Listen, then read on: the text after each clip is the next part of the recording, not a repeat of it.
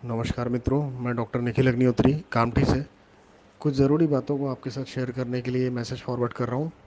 अभी मैं देख रहा हूँ, मैं खुद कोविड वार्ड में काम कर रहा हूँ। पिछले कुछ दिनों से कोविड पेशेंट्स को देख रहा हूँ। सारे पेशेंट्स का हम लोग हिस्ट्री नोट डाउन करते हैं। पेशेंट को कैसे बीमारी हुई, कैसे इन्फेक्शन हुआ, कहाँ से आया। कम्युनिटी स्प्रेड में तो बताना बहुत मुश्किल होता है इन्फेक्शन कहाँ से आ रहा है। लेकिन एक कॉमन ट्रेंड जो मैं देख रहा हूँ कि लोग जब अभी लोगों को अगर फीवर आता है, बुखार आता है, लोग अभी भी सुधरे नहीं हैं। अभी भी पुराने ढर्रे पे चल रहे हैं। बुखार आने के बाद सबसे पहले 2-3 दिन आप घरेलू नुस्खा आजमाते हैं। घरेलू नुस्खे से काम नहीं हुआ, आप पैरासीटामॉल ये वो टैबलेट लेके अपने मन से खा रहे हैं। फिर उसके बाद आप नज़दीक के डॉक्टर को दिखा रहे हैं। नज़दीक के डॉक्टर कोई दवाई देता है बुखार की, सादा सर्दी बुखार समझ के। फिर वो ठीक नहीं होता 2-3 दिन बाद। फिर उसके बाद टेस्ट का दौर चलता है। कभी ब्लड टेस्ट, कभी यूरिन टेस्ट, कभी वही विडाल निकल जाता है। कोई मलेरिया, कोई डेंगू, कोई टाइफाइड कर रहा है।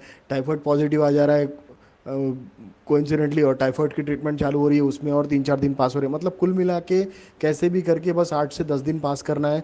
कोरोना नहीं है, कोरोना नहीं है, और कोरोना बोल नहीं है बोल बोल के अपनी आंख मूंद करना है। आपकी आंख बंद करने से क्या आंख बुझ जाएगी? ये इतने लोग क्या बेकार में मर रहे हैं? ये आपको अभी भी आप जागे नहीं हो? ये 8 से 10 दिन आप ऐसे घरेलू नुस्खे लगा के जीपीस के पास ट्रीटमेंट लेके, या मैं ये नहीं बोलता जनरल प्रैक्टिशनर दिखाओ मत, दिखाओ। लेकिन वहाँ पर ये मलेरिया, टाइफाइड, ये डेंगू, ये विडाल टेस्ट, ये क्या मतलब है? एपिडेमिक का टाइम है भाई। एपिडेमिक के टाइम दूसरा कोई इन्फेक्शन होता ही नहीं है। सिर्फ कोविड ही एग्जिस्टेंस में है अभी। बुखार आया, सीधा जाके पहले टेस्ट कराओ कोविड का और तुरंत ट्रीटमेंट चालू करो। क्या टाइम पास करते हो? 8वें 10वें दिन के बाद आपको ब्रीथलेसनेस होने लगता है, सांस रुकने लगती है, अस्थमा जैसा फील करते हो। फिर आप भागते हो कोविड टेस्ट कराने। Covid test negative. Covid test अभी पॉजिटिव आ नहीं रही, बहुत से पेशेंट में देखने में आ रहा। आरटीपीसीआर निगेटिव आ रहा है। आरटीपीसीआर निगेटिव आया, आप बोलते मेरे को कोरोना नहीं है।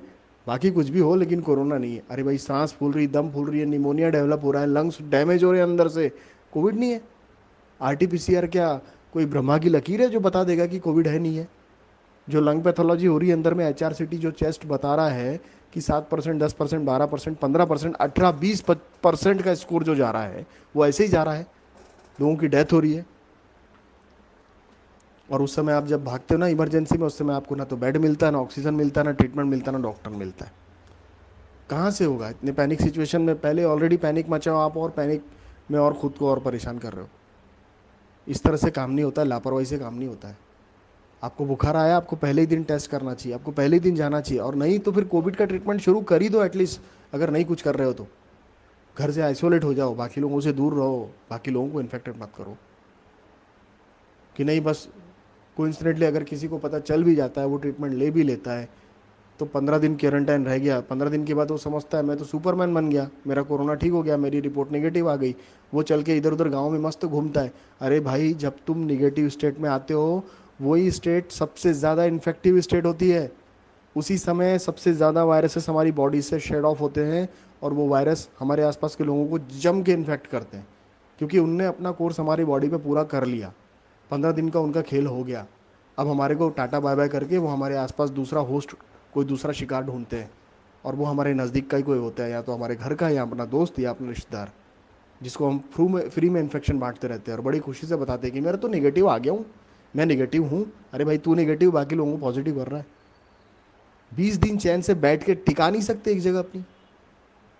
ठेका लेके रखा सारे मार्केट में घूमने का। लोग खुद गलतियां कर रहे हैं और लोग खुद भुगत रहे हैं। सड़कों पे लाशें दिखेंगी, देखना। ये जो कई कई बॉडीज होती है जो एनएमसी देखती है, एनएमसी भी देखती है। पेपर सबसे बड़ा एविडेंस बन गया अभी समय। कोविड रिपोर्ट अगर पॉजिटिव है तो एनएमसी बॉडी ले जाती है डिस्पोज करने के लिए, और कोविड रिपोर्ट नेगेटिव है तो एनएमसी बॉडी नहीं ले जाती। बॉडी सीधा हैंड ओवर होती है रिलेटिव को। पेशेंट मरा तो वायरल निमोनिया से ही है ना। अब वो वायरस कौन सा था, ये किसने डिटेक्ट किया? मैं बोल रहा हूँ वो कोविड ही है।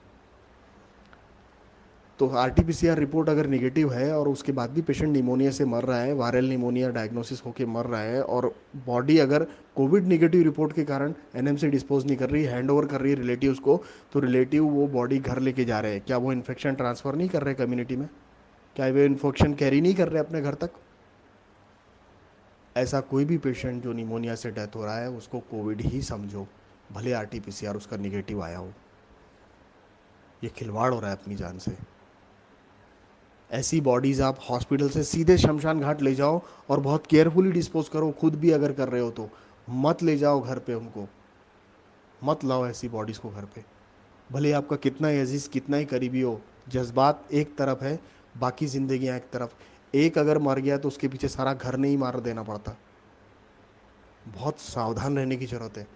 ये सिचुएशन बहुत ख़राब हो गई है, हाथ से बाहर चले गए हालात। मेडिकल सिस्टम क्रैश हो रहा है, वेंटिलेटर नहीं है, बाईपेप नहीं है, ऑक्सीजन नहीं है, दवाइयाँ नहीं है, हॉस्पिटल में बेड नहीं है, डॉक्टर्स नहीं है, सब कम पड़ रहा है। इसके बाद और क्या